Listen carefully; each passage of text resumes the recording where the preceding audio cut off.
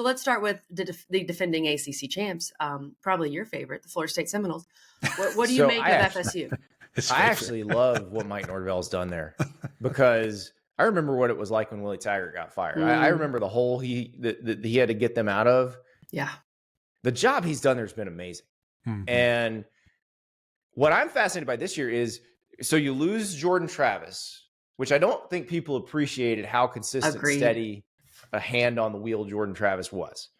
You bring in DJ Uiagalelei, it's going to look very different because, no Keon Coleman, no Braden Fisk, no Jared Burse. And those were all transfers, but they were all transfers who made massive impacts on the team. This is going to look very different, but I feel like Mike Norvell has earned the benefit of the doubt from us in terms of selecting people out of the transfer portal.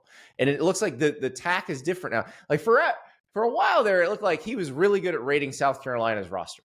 Like fantastic. Like Jamie Robinson, Jaheim Bell, was great at that. Well, now he's rating Georgia and Alabama's rosters. And are these guys that were going to start at Georgia or Alabama? Maybe not. Are these guys that would have been the first guy in if somebody goes down at Georgia or Alabama? Yep.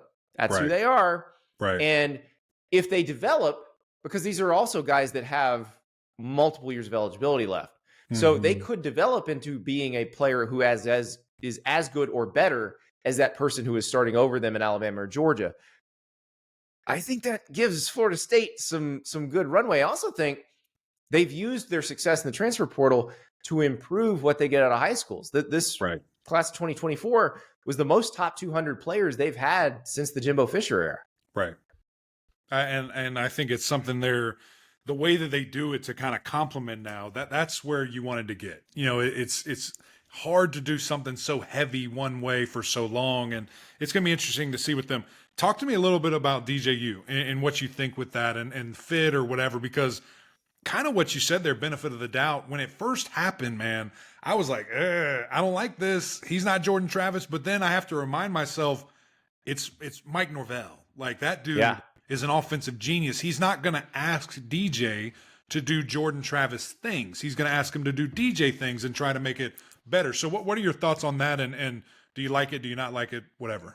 I like it. I was the same as you. Because remember, they were going to have Cam Ward and DJ come on the same weekend. Right. And DJ went there without an offer, which in this era of the transfer portal is virtually unheard of. Yeah. But I think they were kind of testing one another. DJ was testing them and they were testing DJ. And I got to say, I went up to Tallahassee a couple months ago and talked to DJ and talked to some of the other players. He seems to fit so well there. It is, I know he's a guy that people like, and I knew that from Clemson and from Oregon State, but he really seems to click very well with this particular group. Norvell seems to click well with him. And here's the thing I will say about Norvell, and there's a few coaches that I think this particular year it's going to be a little bit different with them because of one rule change. The rule change that allows the coach to talk to the quarterback in the helmet. Dude. If you are Mike Norvell, if you are Lane Kiffin, if you are Hugh Freeze, that makes your offense better instantly. Yes. If you are one of those play calling guys, and it doesn't have to be the head coach, because it's going to be whoever the play caller is going to be in the guy's ear. But if you are a play caller who can see the matrix from the sideline, which these guys are, it will change everything for your offense.